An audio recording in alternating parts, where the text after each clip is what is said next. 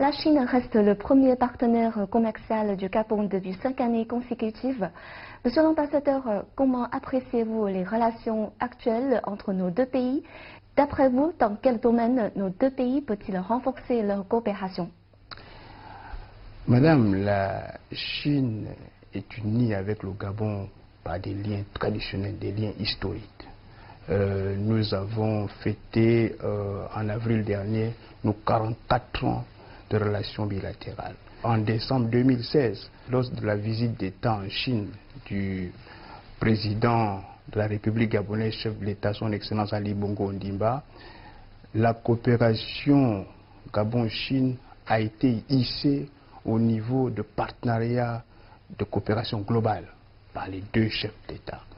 Et nous pensons que cette coopération va se renforcer et va s'approfondir.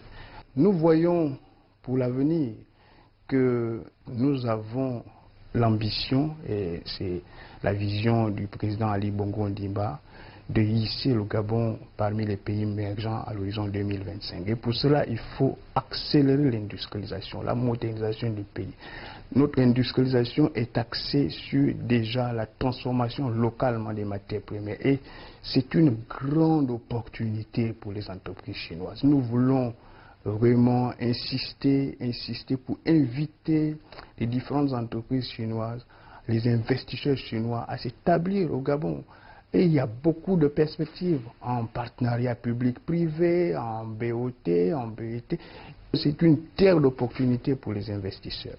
Et nous voulons vraiment que la Chine puisse continuer à nous apporter son soutien dans la formation de ces élites, de ces experts gabonais qui permettront, n'est-ce pas, à notre pays d'atteindre ses objectifs, son objectif de développement et à terme être ce pays émergent que nous appelons de tous nos voeux.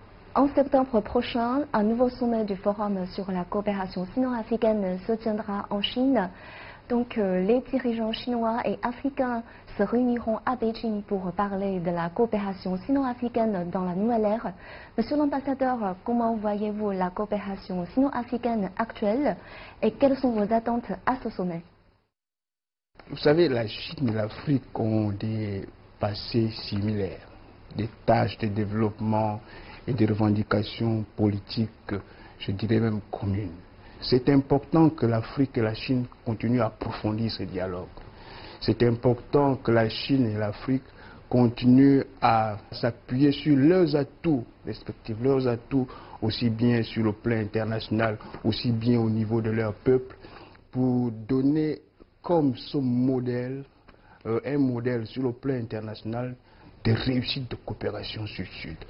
Et je pense que ça, c'est très important. Et je me dis que le forum de septembre prochain apportera encore ce lot de solutions qui pourra hisser à un niveau, et je dirais même sublimer, n'est-ce pas, la coopération Chine-Afrique, de sorte que, comme le thème l'indique, le thème qui est suffisamment révélateur, de construire, n'est-ce pas, une communauté de destin Chine-Afrique encore plus solide.